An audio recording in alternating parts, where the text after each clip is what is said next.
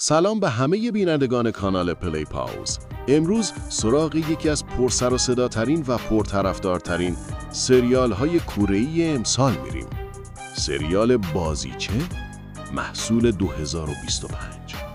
سریالی که از همون ثانیه اول با هیجان شروع میشه و با خیانت و انتقام گلوتو میگیره و ول نمیکنه. داستان حول پارک تاو-جونگ، مردی ساده و گذشته‌ای معمولی میچرخه که ناگهان زندگیش به جهنمی بزرگ تبدیل میشه. اون به جرم قتل و فساد دستگیر میشه. جرمی که هیچ دخالتی توش نداشته. اما بدتر از زندان اینه که بفهمی همه اینها طراحی شده بوده. بعد از محاکمه‌ای عجولانه و شواهد ساختگی، اون به زندان میفته. در اونجا تبدیل میشه به مردی که هر شب از خودش میپرسه چرا من؟ چه کسی پشت این نقش است؟ اما یک اتفاق کوچیک حقیقت بزرگی رو فاش میکنه. پشت تمام این ماجرا مردی قدرتمند و خطرناک به نام یوهان قرار داره.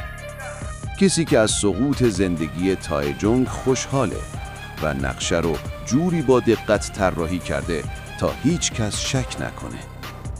پس از آزادی تاو-جونگ با زندگی روبرو میشه که همه چیزش از بین رفته. خونه، خانواده، اعتبار، دوستان، دنیایی که میشناخت به کلی نابود شده. اما وقتی دوباره سرنخ‌ها رو دنبال میکنه، متوجه میشه که سقوطش فقط شروع یک پروژه بزرگتر بوده. پروژه‌ای که هدفش کنترل، حذف یا خاموش کردن او بوده. در همین مسیر دو هدف پیدا میکنه: اراده برای پاک کردن نامش و تمایل خطرناک برای انتقام از کسی که زندگیش رو نابود کرده.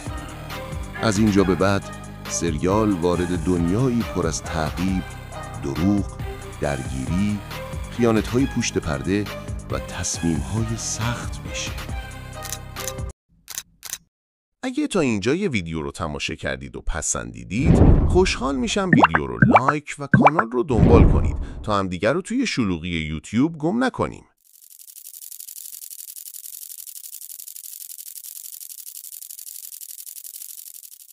کارگردانی پارک شین-وو فضا رو سنگین، تاریک و پرتنش نگه می‌داره، به نوعی که با روحیات شخصیت‌ها هماهنگه.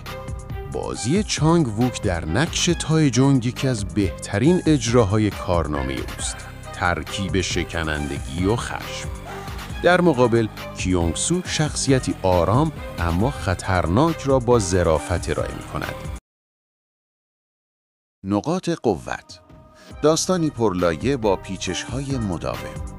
نقش‌آفرینی بی‌نظیر دو بازیگر اصلی. فضاسازی سنگین و خفه کننده. ترکیب درست ژانرهای معمایی، درام و اکشن. نقاط ضعف: لحن سریال به مدت طولانی سنگینه، برای همه مناسب نیست.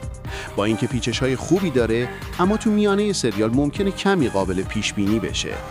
داستان سریال شباهت خیلی زیاد به فیلم شهر ساختگی داره و عملاً بازسازی همون فیلمه. خب این هم از معرفی سریال بازیچه. به نظرت این سریال ارزش این حجم از دیده شدن رو داشته؟ نظرت رو حتما تو کامنت ها بنویس.